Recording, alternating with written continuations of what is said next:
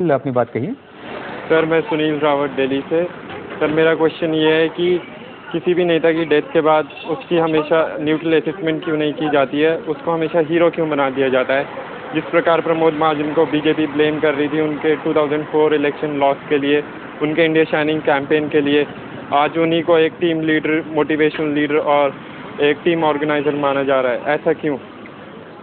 जो उनका पहला भाग है सवाल का कि मतलब किसी पर भी लागू हो सकता है, वही बात है कि किसी के निधन के बाद ऐसा क्यों होता है कि हकीकत में जो एक क्रिटिकल अप्रेजल होता है वो क्यों नहीं किया जाता। आप विनोद क्या कहेंगे? मैं समझता हूँ कि ये प्रथा जो है ये हमारी संस्कृति से जुड़ी है, लेकिन ये प्रथा मैं समझता हूँ कि बहस में कोई इजाफा नहीं करती जी।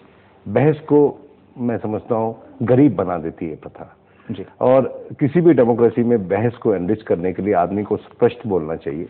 हम प्रमोद महाजन की यहाँ पर बैठकर आलोचना नहीं कर रहे, बिल्कुल नहीं। हम उनके व्यक्तित्व की एक समीक्षा करने के लिए यहाँ बैठे हुए हैं और हमारा ये मानना है, जैसा कि नीरजा ने कहा कि प्रमोद महाजन में कुछ खूबियां थी। मैं इनकी बात को जोड़ना चाहता हूँ, अच्छे दोस्त भी थे और हमारे पास कुछ इंस्टेंसेस है जिससे पता चलता है कि वो अच्छे दोस्त थे। लेकिन राजनीति में रहकर सिर्फ अच्छे दोस्त होना उससे काम नहीं बनता है।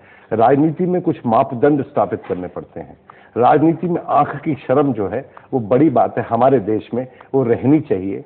और मेरा जाती तौर पे ये मानना है कि उस आंख की शर्म में थोड़ी सी कमी आई उस वैभव की राजनीति के चलते जिसके कर्णधार भारतीय जनता पार्टी के भीतर प्रमोद महाजन थे। जी, अकेले प्रमोद महाजन नहीं। जी, बहुत इंटरेस्टिंग उस सवाल में थी, वो कह रहे हैं कि वो टीम मैनेजर इतने बढ़िया माने जाते थे, तो फिर इंडिया शाइनिंग इंडिया का जो हुआ पार्टी क्यों हारी? जी, वो भी एक बहुत इंटरेस्टिंग चीज है, ये वैभव की राजनीति से जुड़े है। और उसी दिन जिस दिन पार्टी हारी थी वो कबूल कर रहे थे कि कहीं ना कहीं गड़बड़ हो गई है। जी। तो मतलब जो अमीर एक प्रो रिच इमेज जो दी गई थी भाजपा की वो चली नहीं और जी, वो स्पष्ट हो गई थी बात इलेक्शन की। बहरहाल